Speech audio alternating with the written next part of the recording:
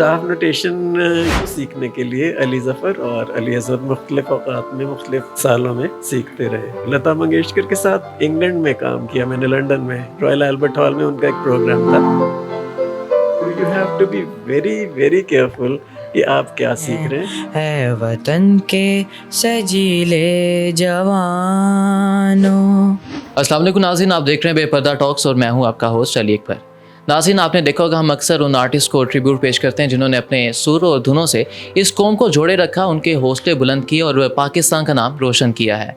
नाज़रीन, हम उस शख्सियत की बात करें जिसने इस मुल्क की इंडस्ट्री के नामवर सितारों को तैयार किया, अपनी शागिर्दी में लिया और अभी रिसेंट हमारे पास एक ऐसा शागिर्द वो तैयार करें जिसको वो आगे बढ़ाएंगे और उसके फ्यूचर पे काम कर रहे हैं। तो आज हमारे साथ वो शख्सियत मौजूद हैं जिनको ग्रिफिन जेम्स हुसैन के नाम से जाना जाता है। इन्होंने लेजेंडरी आर्टिस्ट के साथ काम भी किया और पाकिस्तान को रिप्रेजेंट किया वर्ल्ड वाइड। तो आइए नाज़रीन, उनको खुशामदीद कहते हैं अपने शो में। सर, सबसे पहले तो बहुत शुक्रिया, आपने हमें अपने कीमती वक्त में से टाइम दिया। आपको कैसा लग रहा है? पहले तो आपका बहुत शुक्रिया कि आपने मदद किया मुझे यहाँ पर। Thank you for inviting me और बहुत अच्छा लग रहा है। It's very nice to be here. Sir, ये बताइएगा कि जब आपको अचीवमेंट अवार्ड मिल रहा था तब आपके उस वक्त क्या जज्बात थे, उस लम्हे क्या जज्बात थे, क्या फील कर रहे थे और अब वो आपके लिए क्या मानी रखता है? जज्बात का जहाँ तक है ताल्लुक, वो एक्सप्लेन नहीं किया जा सकता पहली बार। और वो एक achieve life time, almost life time, मेरी उम्र अगर देखी जाए तो लाइफ टाइम अचीवमेंट अवार्ड ही एक तरह से बनता है वो। सो वो जिस सड़क पर मैं चल के आया, the road that I have trade, उसके जब मैं पीछे देखता हूँ तो वो सारा कुछ याद आ जाता है उस वक्त जब वो मिल रहा होता है, तो अच्छा लगा। तो ये बताइएगा कि ये सफ़र कैसे शुरू हुआ, इसमें क्या क्या मुश्किलात आई और कहाँ तक आपने कहाँ मुश्किल फेस किया आपने? मुश्किल तो जैसे हर एक चीज़ में, आप एथलीट हैं, आप क्रिकेटर हैं, आप कुछ और भी करते हैं, तो हर एक चीज़ में आसानियाँ भी हैं, मुश्किल भी है। मुश्किल अगर है तो उसको आसान करने के लिए मेहनत करनी पड़ती है, काविश थोड़ी रखनी पड़ती है कुछ, तो फिर वो आसान हो जाती हैं।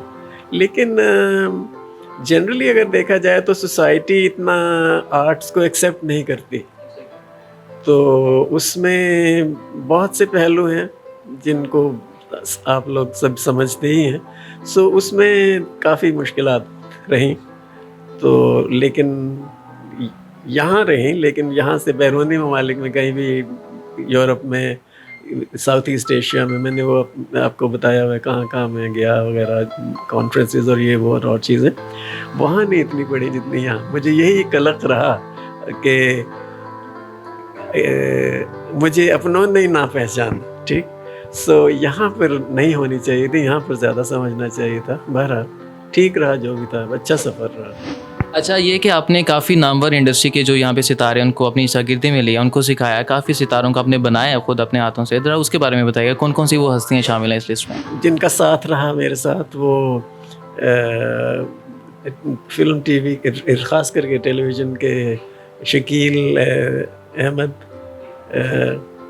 थे, म्यूज़िक कंपोज़र थे, उनका साथ रहा। फिर नैयरा नूर, उसी दौरान में नैयरा नूर हैं, और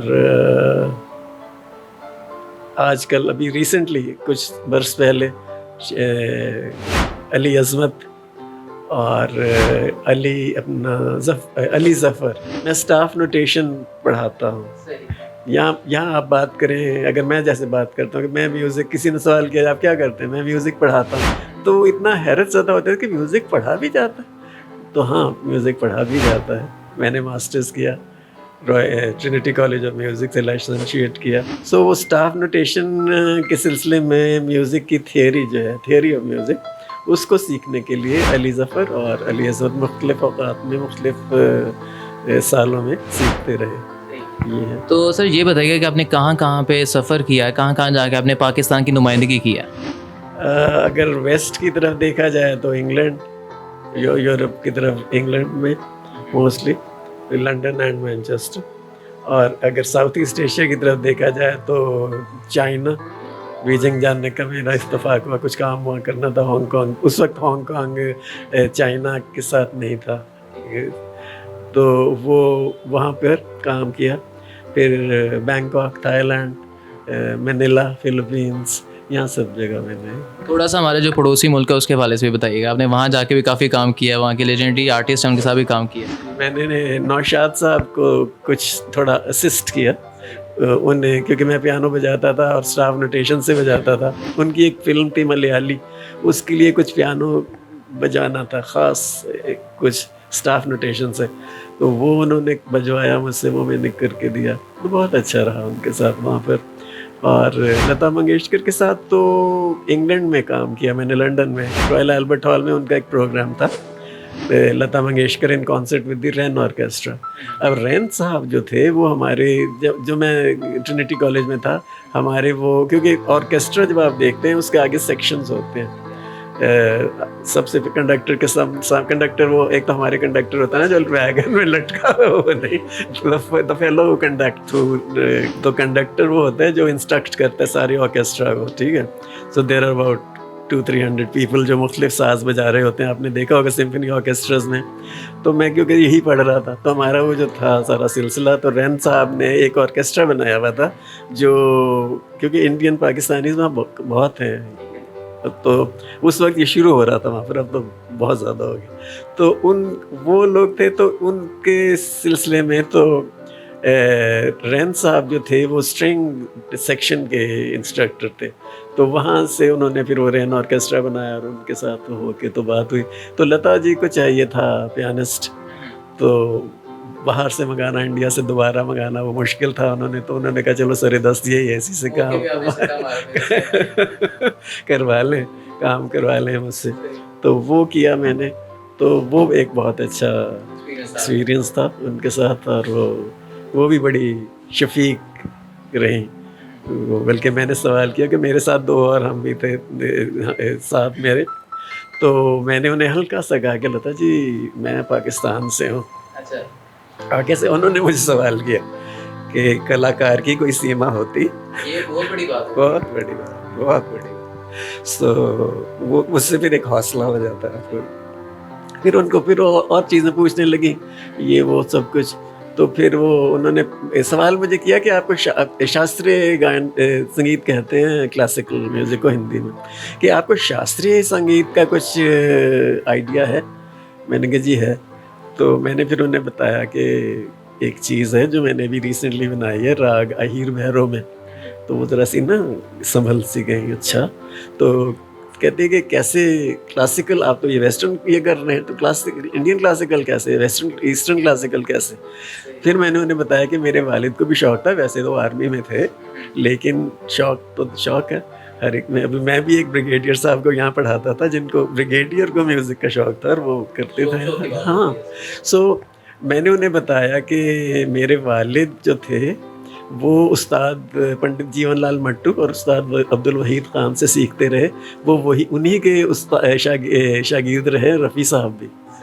मोहम्मद रफ़ी और मेरे वालिद एक ही उस्ताद से एक ही जगह पर सीखते रहे। ये मैं 1940s की बात कर रहा हूँ।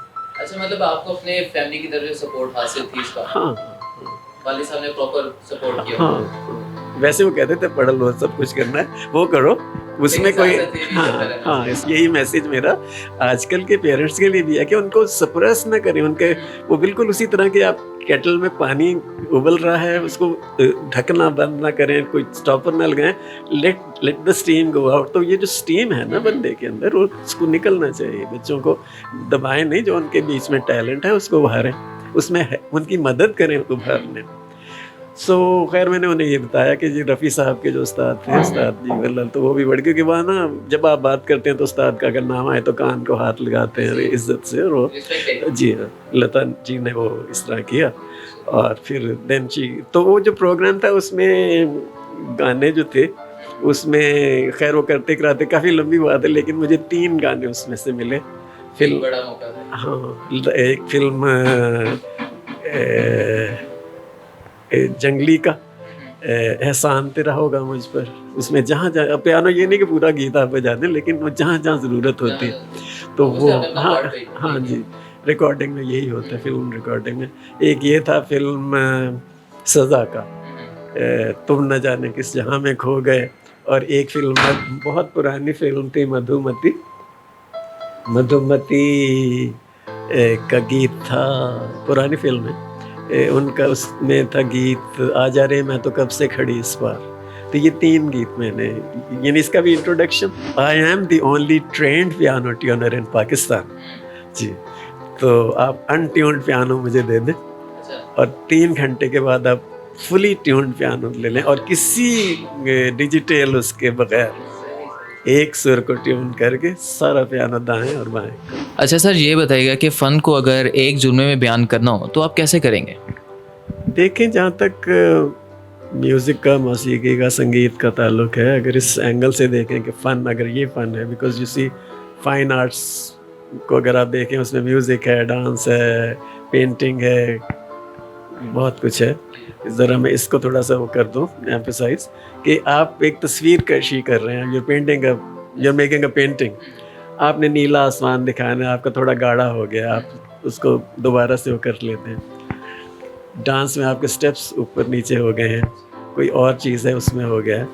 स्कल्पचर है आपका, जो भी आप संग तराशी कर रहे हैं उसमें थोड़ा सा हो जाए आगे पीछे, आप उसको और दुरुस्त कर लेते हैं। संगीत में, म्यूज़िक में अगर आपका एक नोट गलत हो जाता है, एक सुर गलत हो जाता है, इट इज़ कॉल्ड अ सार नोट। मिठास में खटाई भर देता है, ठीक है। सो वो सार नोट आपके पूरे के पूरी चीज़ को ख़राब कर देता है। So you have to be very very careful कि आप क्या सीख रहे हैं, कैसे उसको आगे बढ़ा रहे हैं, क्या कर रहे हैं। और जब आप फिर फाइनल परफॉर्मेंस करेंगे, कहीं अपने लिए भी कर रहे हैं, उसमें कोई सार नोट ना आपका उसमें, हाँ। तो this is one of the most difficult of the fine arts.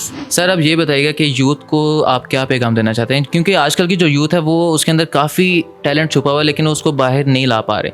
वो सोसाइटी प्रेशर हो या फिर फैमिली प्रेशर हो या सपोर्ट ना हो, 100 रीजंस हैं। उनको तो मैं बाद में पैगाम देता हूँ, उनके पेरेंट्स को मैं पहले पैगाम देना चाहता हूँ कि उस टैलेंट को जो उनके अंदर एक कह लीजिए लावा फूट रहा है, हाँ, उस आग को बुझने ना दें। यंगस्टर्स है ना, वो इसको परस्यू करना चाहते हैं एज अ करियर, लेकिन जो पेरेंट्स हैं, जो आपकी सोसाइटी, वो कहते हैं कि इसमें हमें स्कोप नज़र नहीं आता, इसमें क्या, क्योंकि फैमिली को कैसे सपोर्ट करोगे, 100 चीज़ें आगे रीजन आते हैं। आप उसके बारे में क्या कहेंगे? उसमें ये है कि इसमें मैं स्लाइटली उनको, पेरेंट्स को सपोर्ट करूँगा, क्योंकि हैविंग डन ऑल दैट, जो कुछ इतने बरस, मेरा ख्याल ये मेरा 60वां साल जा रहा है प्रोफेशनली, तो उसमें मुश्किलात तो होती हैं आपको टू मेक एंड्स मीट। वो ज़रूर अपनी सारी ज़रूरियात पूरी करने के लिए आपको बड़ी कड़ी मेहनत करनी पड़ती है। ये मैं पाकिस्तान की बात कर रहा हूँ। हाँ, बाहर अगर होते तो शायद इतना मुश्किल ना होता, मुश्किल तो वहाँ भी होता लेकिन इतना ना होता।